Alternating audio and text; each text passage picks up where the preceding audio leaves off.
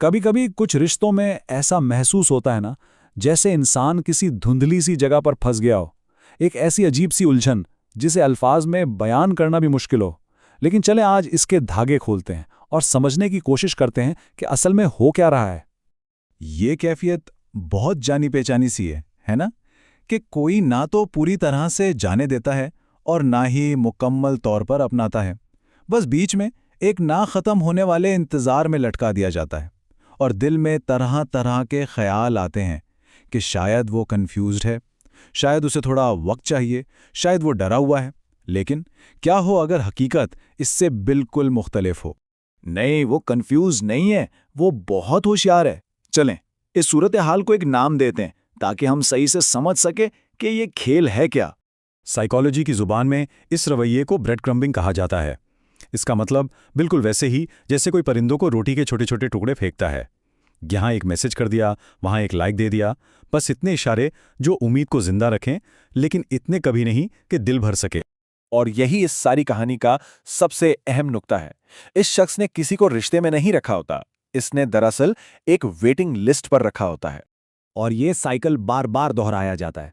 जब वो अकेले होते हैं तो वापस आ जाते हैं, और जैसे ही कोई बेहतर ऑप्शन नजर आता है वो गायब हो जाते हैं। देखें, ये उलझन नहीं है, ये सीधी सादी मक्कारी है। तो अब सवाल ये पैदा होता है कि अगर ये सब इतना वाज़ेह है, इतना तकलीफदेह है, तो फिर इससे बाहर निकलना इतना मुश्किल क्यों हो जाता है? आखिर ऐसा क्यों है? जब इंसान को पता होता है कि ये सूरत हाल ठीक नहीं है, तब भी वो उसमें फंसा क्यों रहता है? इसका जवाब हमारे दिमाग की केमिस्ट्री में छुपा हुआ है। इसकी वजह है एक चीज जिसे कहते हैं इंटरमिटेंट रीएनफोर्समेंट, यानी वक्फे वक्फे से मिलने वाला इनाम। जब इनाम कभी मिलता है और कभी नहीं, तो ये गैर यकीनी सूरत हाल दिमाग को किसी भी चीज से ज्यादा अपनी तरफ खींचती है। इसको ज़रा ऐसे समझें, अगर किसी खेल में हर बार जीत हो तो वो बोरिंग हो जाता है। अगर हर बार हार हो तो इंसान हिम्मत हार देता है। लेकिन जब कभी जीत मिलती है और कभी हार, बस यहीं से ये एक लत बन जाती है। दिमाग इस कभी ना कभी तो होगा वाली उम्मीद का आदी हो जाता है। और पता है यही ट्रिक कहाँ इस्तेमाल होती है? स्लॉट मशीन्स में। वो शख्स एक दिन मैसेज करता है, फिर 3 दिन गायब। एक दिन उसका रवैया बहुत अच्छा होता है, फिर अगले दिन बिल्कुल सर्द। और हमारा दिमाग बस इस अगली बार के जैकपॉट का इंतजार करता रहता है। तो सबसे अहम बात यह है कि अगर कोई इस चक्कर में फंसा है तो वो खुद को कसूरवार ना समझे। ये कोई कमजोरी नहीं है, ये बायोलॉजी है। लेकिन हाँ, अब जब यह हकीकत मालूम है तो एक इंतखाब जरूर किया जा सकता है। चलें अब जरा इस सूरत हाल को परखते हैं। क्या कोई इस जाल में फंसा हो सकता है? इसके लिए 5 वाज़ेह निशानियां हैं जिन पर गौर करना है। पहली निशानी, वो सिर्फ तभी जाहिर होते हैं जब वो बोर हों या अकेले हों।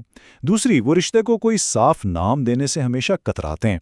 तीसरी, इंसान खुद को हर वक्त उनके मूड और मर्जी का इंतजार करता हुआ पाता है। चौथी, उनकी हर छोटी सी बात, हर छोटे से एक्शन का गहरा तज्जिया किया जाता है किसी बड़े मतलब की उम्मीद में।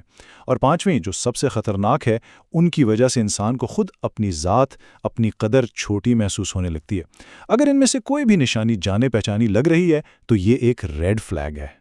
तो ठीक है, अब बात करते हैं कि इससे निकला कैसे जाए। लेकिन एक बात याद रखें, ये जंग जज्बात से नहीं, हिकमत अमली से जीती जाती है। पहला कदम, वजाहत मांगे। सीधा पूछें, हमारे बीच क्या है? और याद रखें, जवाब ना मिलना भी अपने आप में एक बहुत वाज़ेह जवाब है। दूसरा कदम, अपनी तवज्जो वापस लें। पहल करना, उन्हें ढूंढना, ये सब बंद कर दें। जब कोई दस्तयाब नहीं रहता तो ताकत का तवाजुन खुद ब खुद बदल जाता है। और तीसरा कदम, अपनी कदर पहचानें। जो शख्स किसी को एक ऑप्शन समझता है वो तरजीह बनने का हकदार नहीं होता। उसे माजी का हिस्सा बनाएं, मुस्तकबिल का नहीं। तो आखिर में सवाल बस इतना सा रह जाता है, किसी और के खेल का एक मेहरा बने रहना है या अपनी जिंदगी का कंट्रोल वापस अपने हाथ में लेना है। शिकार से शिकारी बनने का सफर यहीं से शुरू होता है और ये इंतखाब हर फर्द का अपना है।